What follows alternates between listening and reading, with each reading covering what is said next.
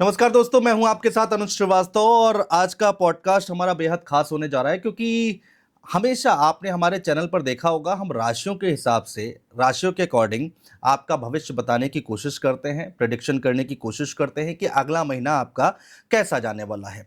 लेकिन आज हमने एक नई तस्वीर पेश करने की कोशिश की है जिसमें हम राशियों के बारे में बताएंगे, लेकिन टैरो कार्ड से। जी हाँ, टैरो कार्ड रीडिंग से हम आपके बारे में बताने जा रहे हैं कि सितंबर का महीना आपके लिए कैसा जाने वाला है। हमारे साथ इस पर बातचीत करने के लिए, आपको बताने के लिए, आपको गाइड करने के लिए डॉक्टर मंजू गुप्ता मौजूद हैं।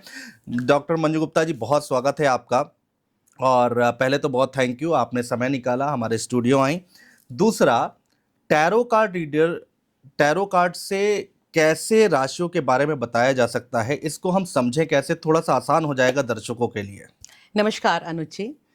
सबसे पहले मैं तो आपको बहुत बहुत धन्यवाद देना चाहूँगी कि आपने एक विभिन्न माध्यम से, जी। एक डिफरेंट माध्यम से दर्शकों को बताया है कि हम किस तरह से राशियों का प्रेडिक्शन कर सकते हैं टैरो कार्ड के जी। माध्यम से। क्योंकि आज तक सभी यही सोचते आए हैं कि अगर हमें प्रेडिक्शन लेना है, गाइडेंस लेना है, तो वैदिक के माध्यम से ही लिया जा सकता है। लेकिन जो टैरो कार्ड्स होते हैं, टैरो कार्ड्स और वैदिक एस्ट्रोलॉजी में अगर मैं बात करूं कि अंतर क्या है, तो कोई बहुत बड़ा अंतर नहीं है, क्योंकि जो आधारभूत सिद्धांत हैं वो सेम है। जी। हमारे टैरो कार्ड्स में भी राशियां होती हैं। टैरो कार्ड्स के अंदर भी पांचों तत्वों का समावेश होता है। टैरो कार्ड्स में अंक विज्ञान का समावेश होता है। और टैरो कार्ड्स के माध्यम से हम विभिन्न राशि के लोगों की एनर्जीज के साथ कनेक्ट करते हैं। और उसके बाद जो टैरो कार्ड रीडर है उसकी इंट्यूशंस डिवाइन के साथ कनेक्ट होती हैं। और तब हम यहाँ बताते हैं कि किस तरह से किसी विशेष जातक के लिए आगे आने वाला समय कैसा है। तो ये जो राशियों के बारे में आप बताएंगी, दो तरह से लोग राशियां अपनी देखते हैं, लग्न से देखते हैं और शायद नाम से देखते हैं, तो ये किसके लिए होगा?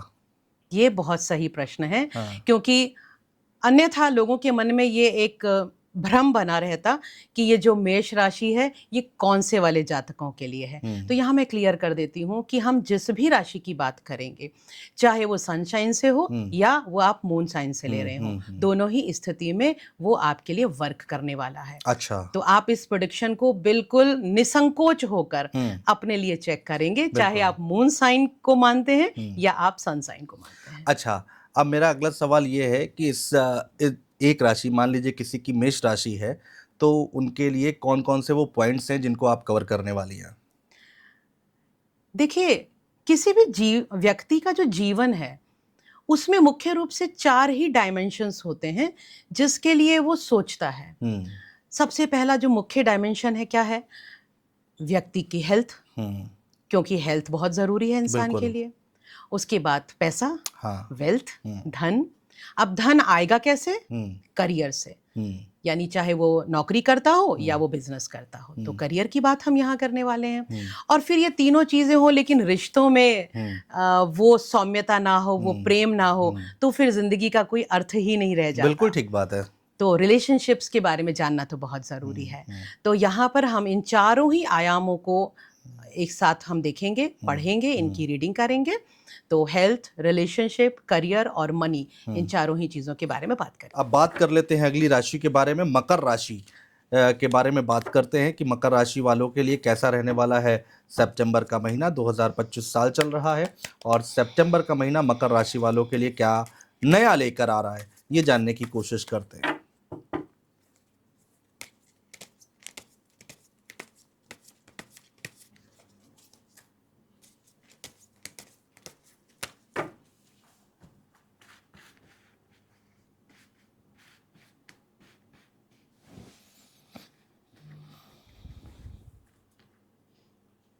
चलिए, तो मकर राशि वाले आप सभी दिल थाम कर बैठ जाइए।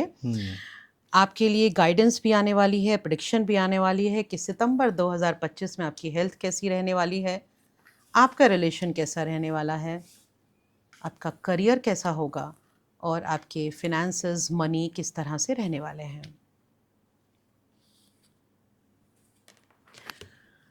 हेल्थ में कुछ परेशानियों का सामना आपको करना ही पड़ेगा। लेकिन अच्छी बात ये है कि ये सारी जो प्रॉब्लम्स है ना, ये टेम्परेरी होंगी। टेम्परेरी परेशानियां मतलब आज सिर में दर्द हो रहा है, परसों कोई और प्रॉब्लम हो गई, यानी सितंबर महीना थोड़ी सी हेल्थ में उतार चढ़ाव दिखाता रहेगा। पर मैं ये नहीं कहूंगी कि कोई बहुत बड़ी समस्या है, लेकिन बहुत सारी है, बहुत सारी है। ठीक है ना। तो इनका इलाज तो आपको डेफिनेटली करना ही है। आप ज़्यादा परेशान हो सकते हैं अपने पूरा जो हमारा स्केलेटन होता है, बोन्स को लेकर। कहीं ना कहीं आपको बोन्स से रिलेटेड प्रॉब्लम्स हो सकती हैं, या फिर जिस तरीके से कहा जाता है ना, मस्कुलर जो हमारी पूरी बॉडी है उसके अंदर पेन्स होना, स्टिफनेस आ जाना, वो समस्या मुझे ज़्यादा दिखाई दे रही है। तो थोड़ा सा अपने आप को एक्टिव रखो, फिजियोथेरेपी वगैरह कराओ, एक्सरसाइज करो, वॉकिंग करो, तो चीज़ें आपकी ठीक हो जाएंगी। बहुत घबराने की जरूरत बहुत नहीं। घबराने की आवश्यकता नहीं है। रिलेशन कैसा रहेगा? रिलेशंस में ना यहाँ बात ये आती है कि है तो सब कुछ आपके पास, पर कभी कभी क्या होता है कि भावनात्मक रूप से आप अपने स्पाउस से दूर होना सा अलगाव महसूस करते हो। अब ये भावनात्मक रूप से अलगाव जो आ रहा है ना, ये कभी कभी रिश्ते के लिए खराब हो जाता है। भावनात्मक रूप से अलगाव ये इसलिए भी हो सकता है कि बहुत कर लिया, ये जब भाव आ जाता है कि हमने अपने रिश्ते में बहुत कर लिया, बिल्कुल सब कुछ कर लिया, अब तो चलो छोड़ो, स्पिरिचुअलिटी की तरफ जाया जाए। कहीं ना कहीं आपका जो मन है ना, अब वो स्पिरिचुअलिज्म की तरफ भाग रहा है, आध्यात्म की तरफ भाग रहा है, पीस ऑफ माइंड की तरफ भाग रहा है, कि जिंदगी में पा सब लिया है, नाम, प्रतिष्ठा, पैसा, रिश्ते, सब कुछ अच्छा हो गया है, लेकिन बस अब थोड़ा सा डिटैच होने की ज़रूरत है। तो इसको हम बहुत बुरी स्थिति भी नहीं कहेंगे, लेकिन कभी कभी रिश्ते के अंदर एक एनर्जी, एक स्पार्क बहुत ज़रूरी होता है जी। तो अगर आप इस अलगाव की स्थिति में रहोगे तो आपका स्पाउस बहुत अकेलापन फील करेगा। तो प्लीज़ आप थोड़ा सा अपने रिश्ते में वापस आइए। आध्यात्म कभी भी ये नहीं कहता कि गृहस्थ धर्म को छोड़ दीजिए। तो आप आध्यात्मिक रहिए, लेकिन अपने स्पाउस को आपको समय देना ज़रूरी है। इस स्थिति से बाहर आ जाओ। बिल्कुल। और अगर ये रिलेशनशिप की बात, यानी गर्लफ्रेंड बॉयफ्रेंड की बात हो रही है, तो यहाँ पर मैं आपको बताना चाहूँगी कि आपके पार्टनर अब आप में रुचि नहीं रखते हैं। तो प्लीज़ उनको वापस खींचने का प्रयास मत कीजिए। बेटर है मूव ऑन कीजिए, निकल जाइए, जाने दीजिए। वैसे भी जाने वाले को कोई रोक नहीं पाएगा। बिल्कुल ठीक बात है, ठीक है ना। तो शादीशुदा जिंदगी में तो हम कहेंगे रुक जाइए, हाँ। लेकिन जब शादी नहीं हुई है तो जाने दो, जाने वाला जाना चाहता है तो। बिल्कुल। करियर कैसा रहने वाला है मकर राशि वालों के लिए? ऑसम, बढ़िया है। ऑसम, करियर बहुत अच्छा है आपका। कहीं ना कहीं हो सकता है आप सितंबर महीने में कोई नया कार्य भी शुरू करने वाले हैं, और अगर आपके मन में प्लान था कोई नया ऑफिस खोलना है, कोई नया काम शुरू करना है, नया प्रोजेक्ट शुरू करना है, कर डालो। सितंबर बहुत बढ़िया है, बहुत बढ़िया है। वैसे भी सितंबर में गणेश जी आ रहे हैं। बिल्कुल बिल्कुल कर डालो। तो अच्छे दिन भी हैं, और अगर कुछ प्लान कर रहे हैं आप मकर राशि वाले तो कर सकते हैं सितंबर महीने में। और मुझे ये भी दिखता है according to their job and business, आप कहीं ना कहीं अब्रॉड ट्रिप पर भी जाने वाले हैं। तो बहुत ही अच्छा कार्ड है, आपका समय बदलने वाला है, आपका करियर में प्रमोशन हो सकता है। तो ओवरऑल आपके करियर की ग्रोथ ही दिखा रहा है। तो करियर की तरफ से तो बिल्कुल निश्चिंत हो जाइए। ठीक है। पैसा, पैसा वीनस का कार्ड है, तो जब वीनस आ गया है तो चिंता की बात ही नहीं है। कहीं ना कहीं हो सकता है कुछ पैसा आपका अटका हुआ था, लेकिन मिल जाएगा। तो पैसे का बहाव रुक नहीं रहा है आपका, आप बिल्कुल भी चिंता ना करें। पैसा आपके पास रहने वाला है, अच्छा पैसा रहेगा, लग्जरीज भी रहेंगी, करियर भी बहुत अच्छा है। और कभी कभी यही होता है कि सब कुछ है, तो अब मन भर गया, है ना। तो ये वही स्थिति आपकी दिखाई दे रही है। तो कोई तो कार्ड कैसे कनेक्ट करते हैं आप देखिए, जो शुरुआत से होके आया और आखिर तक जब हम लोग पहुंचे, तो बिल्कुल सही बात है, बिल्कुल सही बात है। पैसा है, सब कुछ है, लेकिन अब मन भर गया है, वो पहले ही हमने बताया। तो ये अच्छे संकेत हैं वैसे, बस रिलेशनशिप को स्ट्रॉन्ग करना है मकर राशि वालों को। इनको मकर राशि वालों के लिए एक छोटा सा उपाय देना चाहूंगी इन बिल्कुल। लोगों को, क्योंकि जैसा मैं देख पा रही हूँ कि इनकी हेल्थ में भी थोड़ी सी प्रॉब्लम है, इनकी रिश्तों में भी थोड़ी सी प्रॉब्लम है, और कार्ड वैसे वीनस का है, तो कहीं ना कहीं आपके रिश्तों के भाव में वीनस जो है वो थोड़ा सा मैलेफिक इफेक्ट दे रहा है। तो इस समय आप एक काम कर सकते हैं अपने रिश्तों को सुधारने के लिए।